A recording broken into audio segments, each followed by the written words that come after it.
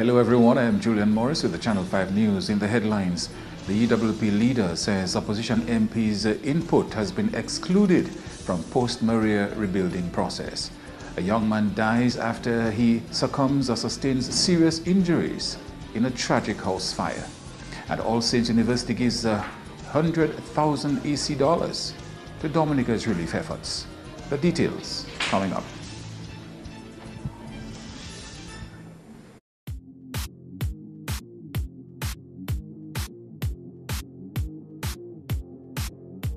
Top in the news, the opposition leader Lennox Linton says opposition parliamentarians' input has been excluded in the rebuilding process post-Hurricane Maria. Opposition leader Lennox Linton spoke to Channel 5 News on Friday for the first time since Hurricane Maria. He referenced the situation in which Parliament has not met to discuss the response to the disaster to conclude that the governance of the country is broken. We were hit by a Category 5 storm, the worst on the record of this, the historical record of this country. Lives were torn apart. The economy was left in shambles. This was ground zero for us. That's what we returned to. Devastation, bedlam. And we accept the responsibility of emerging from this, and of putting our lives back together. And in a situation like that, the government of the day finds no place for inclusion of its partners in the parliament of the country, the highest decision-making body of Dominica. Linton says he is not pleased that Parliament only met to extend a state of emergency. The Parliament has only met once in 3.5 months for the purpose of extending the state of emergency.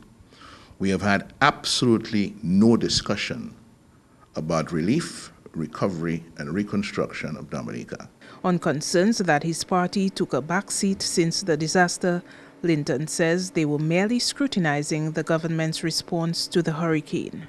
The party has been involved in the recovery process at the level of working with people and individuals on the ground. Like I said, we do not have resources that allow us to behave like the government.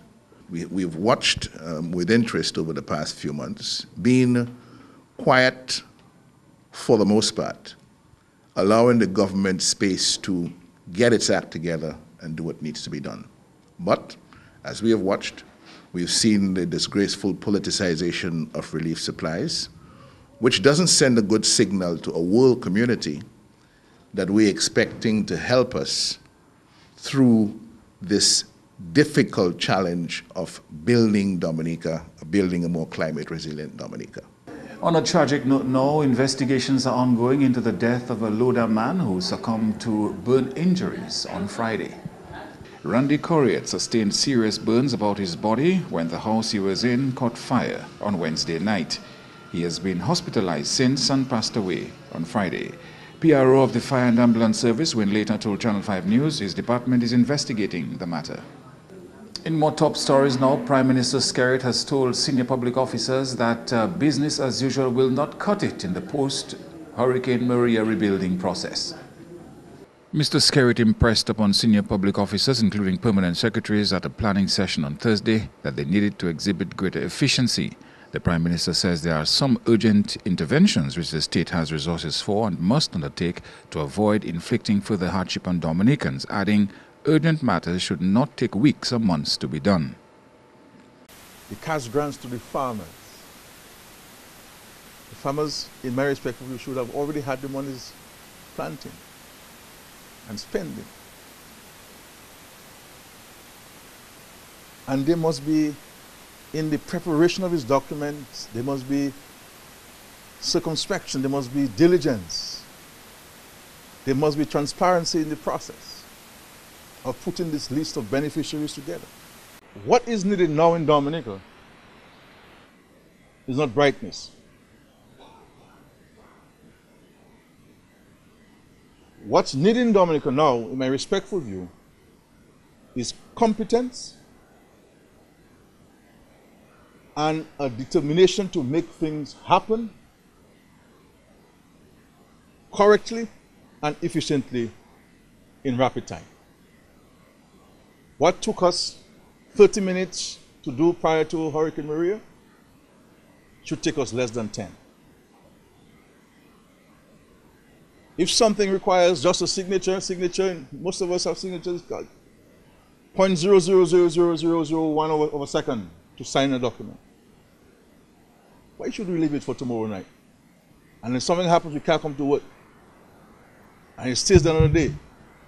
And if something happens the following day, we cannot come to work. And we have people's lives depending on that simple signature. The public sector has a critical role to play in this new post-Maria vision for Dominica, which includes the Climate Resilient Executing Agency of Dominica, CREED, and public servants were reminded of that on Thursday. Fellow public officers, the international community has accepted that vision. We are truly on the front line. For us in the public service, however, this is much more than a vision. It is and has become a policy, a national policy. And when examined closely, even more so, it's a policy that contains within it the framework of an action plan. The public sector, as the constitutional implementing arm of government, must respond proactively. In other news now, a former Minister for Tourism believes Dominica is ready to take advantage of the new cruise season in the new year. Current Minister for Trade, Energy and Employment and the Member of Parliament for the Portsmouth constituency, Ian Douglas, says a multi-sectoral approach was undertaken to prepare the country's key tourist sites for welcoming back tourists. Douglas notes that individuals under the National Employment Program, NEP, have also been instrumental in helping Dominica get ready for cruise visitors. I know that we've been doing very well because that has been one of our major concerns since the hurricane struck, the condition of our sites, because the hurricane struck almost right at the beginning of the tourism season. And because tourism is such a major foreign investment earner in Dominica, we've focused our minds, not only the Ministry of Tourism, but all other ministries that really assist in the development of tourism on the island. Because a lot of people don't realize that, tourism is strictly under the mandate of the Ministry of Tourism, but there are a lot of other ministries that impact on the product itself. So a lot of our interns at the NEP, for example, have been assisting in the restoration of the major sites in Dominica, so like the Indian River, the Cabrits, the Emerald Pool, all those places. We descended on those places and cleared the brush, cleared the fallen trees, cleaned the paths. So most of the sites right now, I can tell you for certain, the Indian Rivers, the Emerald Pools, the Cabrits, the Champagne, are in a state to be ready to welcome back visitors. Douglas insists that Dominica is ready to welcome back tourists and believes the January 2018 timeline is practical. So Dominica is open for business. I think the ministry had an initial date of 1st of December. So I would safely say January. We can start in a small way welcoming visitors, and as we go along towards the end of the season, probably ramp it up. Maybe not to post-Maria numbers in the first year, but testing our systems to see if our bus drivers, our vendors, our tour guides are ready in a limited way to accommodate a limited number of visitors as we go along. Our yachting sector, check the moorings, make sure that they are still anchored, they're in place. The paths, the footpaths to places like Trafalgar, Emerald Pool. I think in a small way we can start welcoming our visitors again, and by next season I think we should be up and running. As a sign of Dominica's readiness to welcome back tourists, the first ship to visit the island since Hurricane Maria, Sea Cloud 2, docked at Prince Rupert Bay in Portsmouth on Friday, 29 December. Reporting for Channel 5 News, I am Andrea Louis. And All Saints University will reopen by May of 2018. The assurances were given during a recent ceremony where a check for 100,000 EC was presented to Prime Minister Skerrit.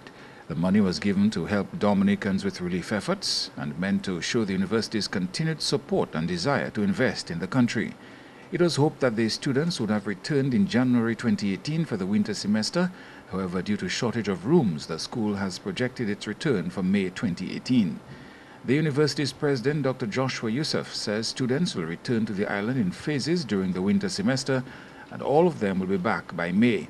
Since October, all staff have been retained and working at the Dominica campus, although students have been temporarily relocated to St. Vincent. Work on the Warner expansion is expected to continue in the course of the new year. The university is asking all persons with apartments for rent to kindly contact the school so that the number of rooms for housing students and faculty can be achieved in a timely manner. A year of rebuilding is how the Dominica Freedom Party is describing 2017. Andrea Louis has more. Political leader of the Dominica Freedom Party, Kent Vital, says a lot of groundwork had been done in the past year to set a solid foundation for the future of the DFP. What happened leading up to 2017 and before, a number of new persons came into the party. I came into the party, a number of others. And we really, in 2017, took it up a notch where we engaged more and more with the people through the radio program. We went out into the communities. We started engaging with the communities, several communities. We visited several communities, Cottage and Soufriere and Laplane and Cassibros and others, Portsmouth and a couple other communities. And the response has been great. The interest in the party has been tremendous. So indeed, it has been a year of rebuilding. Unfortunately, the hurricane came and it slowed us down. It slowed down all of us, all Dominicans. We were affected in one way or the other by this hurricane. Political parties were affected. The nation at large was affected. We were just about to embark, following our convention, with a set of outreach programs. We were about to go back to Soufriere and to Grand Fort and to Cassibros, and then after that we would have done others where we were going to set up our constituency branches, and then that was set back by the hurricane. We all were affected. We all were taking care of our own personal impacts from the hurricane and trying to help others in whichever ways we can. A milestone event for the DFP in 2017 was its delegates' convention, which saw the election of Vital as party president and Dr. Sam Christian as deputy. A few short months after the convention, Dr. Sam Christian resigned as deputy leader of the party. Vital says the DFP was receptive to Christian's resignation and has not been deterred by this loss of an executive member. As we all know, in any political party, there are different persons with different reasons for being part of the party. But I would say that we have an executive that is solid. We have a group of people that are very, very, very committed. One gentleman believes that he wants to go a different path, and we don't have an issue with that. Dr. Christian contested, was interested in the leadership of the party, that the convention decided that the slate that we chose included me as the leader and him as the deputy. He wants to move on and take a different path from the public information he gave or what he posted on a particular website. He did suggest that he wanted to pursue his own efforts as a doctor, and also he wanted to be free to engage with other political groups or other persons of whatever persuasion. He's free to do that, but the party has an approach which the Dominican public seem to love, and we have been getting great response from the public. So, and the response, notwithstanding his resignation, the response from the public has continued to be tremendous. And while the country is on a rebuilding path post-Hurricane Maria, the DFP political leader says the party too has used its influence to seek aid for Dominica post-Maria. Talking about. Right now, we are affiliated with a number of political parties. We are a center-right party, right? We are slightly right of center. And there are a number of international parties that we affiliate with, including the Conservative Party in London, and the Jamaica Labour Party, the the Republican Party in the U.S., the Christian Democratic Party in Germany, a number of international parties. We are part of the International Democratic Union, the IDU, and we're also part of the regional grouping as well, of those similar parties. And we attended, our General Secretary attended the convention of the Conservative Party in London just about 2 weeks after the hurricane. And part of our message to them was to, look, Dominica needs assistance and we need help. And what can you do? So we brought that message to them, and basically they said to us, we are helping. Now the Conservative Party is in power. They say, however, our help goes from government to government. So the help that they give. So while we could make the approach and make representation, official help will come from government to government. So although it's our sister party in power in England, the official help coming from England is really government to government. And finally, the Climate Resilient Execution Agency of Dominica, CREED. You may have heard the name CREED quite a bit since Hurricane Maria, but what exactly is it? How did it come about, and why is it expected to play a key role in government's quest to build back better after Hurricane Maria? Well, the man who first mentioned the CREED has been speaking about the process leading up to its formulation. We decided to come up with this structure. We studied every country in the world which had a major disaster. Every country in the world which had a major disaster, including the 9/11 situation in the United States of America. And we consulted a wide range of experts. And we were led to Indonesia after the tsunami in Indonesia, and the creation of the execution agency to oversee the rebuilding efforts post this tsunami in Indonesia. And we went even as far as engaging the executive director of this agency in Indonesia to hear from him his view. So we looked at Haiti, we looked at the United States, we looked at Indonesia, and there are several other parts of the world that we looked at where there were major disasters. In Nepal, a number of areas. And we were advised and we concluded that the agency in Indonesia had the best or the most success, and therefore we decided to adapt this agency to our situation. Its success will rely heavily on the public service. And the intention there is, yes, we will have international experts in specific and targeted areas, but a number of public servants and of course citizens will be seconded to this agency.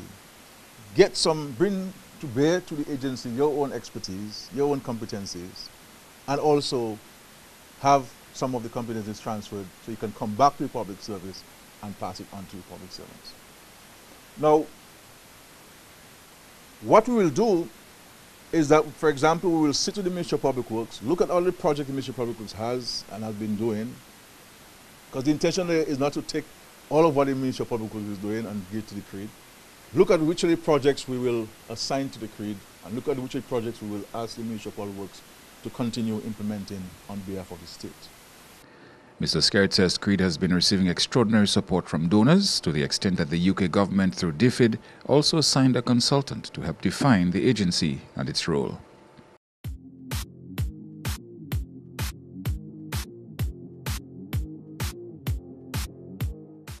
To end the news, the headlines again. The UWP leader says the opposition MP's input has been excluded from post-Maria rebuilding process.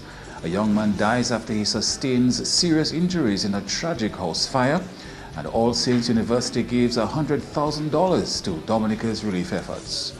Feel free to contact us at news@marpin2k4.com. On behalf of the entire production team, I am Julian Morris. Season's greetings to you and your family. Happy New Year to you. Thank you for joining us.